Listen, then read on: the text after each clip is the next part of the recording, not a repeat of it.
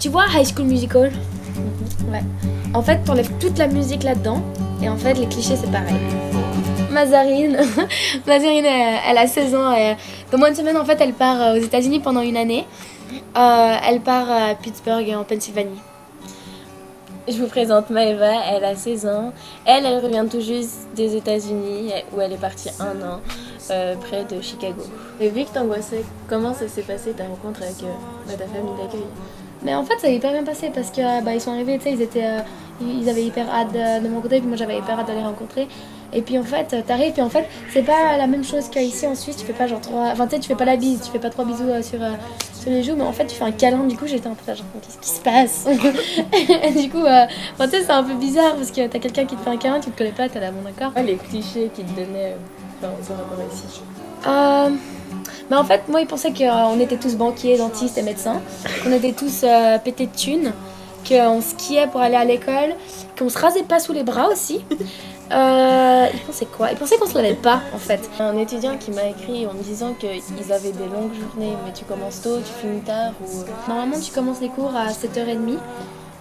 Après, t'as la café, enfin t'as une pause de midi qui est genre 20 minutes, du coup c'est assez court parce que nous on est habitués à avoir quoi, 1h30 de pause.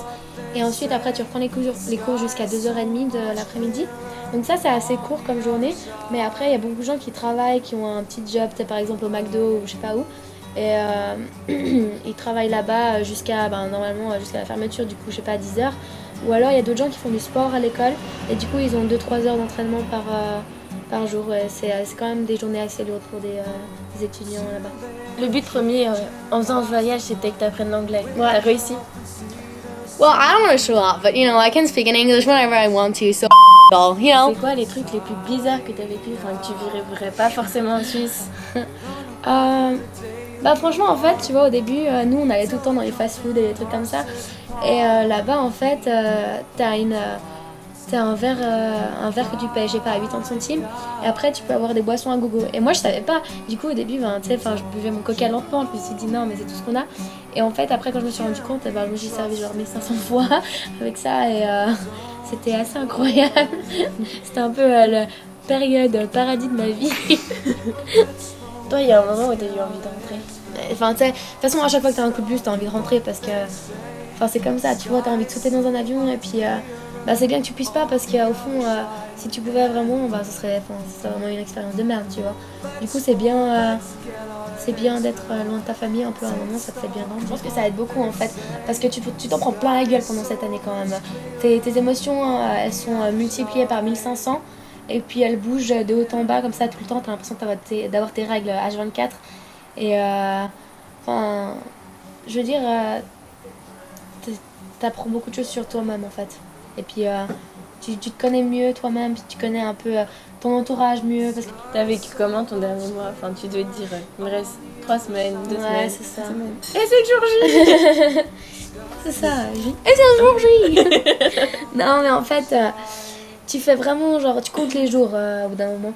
Parce que tu te rends pas vraiment compte en fait. Tu sais, quand t'arrives, t'as l'impression qu'en fait c'est ta nouvelle vie, puis c'est fini, puis ça va être comme ça toute ta vie. Tu vas rester aux États-Unis et puis tu vas toujours être une étudiante d'échange. Mais en fait, non, c'est hyper. Ça passe hyper vite une année quand même. Et puis, le dernier mois, moi je me réjouissais de rentrer quand même parce que la Suisse ça me manquait. Mais aussi, je me disais, mais punaise, l'école américaine, mes potes américains, c'est fini quoi. Je les reverrai sûrement jamais plus de ma vie. Et c'est assez compliqué quand même de se dire que peut-être tu reverras plus jamais une personne que t'aimais beaucoup parce que tu t'entendais super bien avec la personne.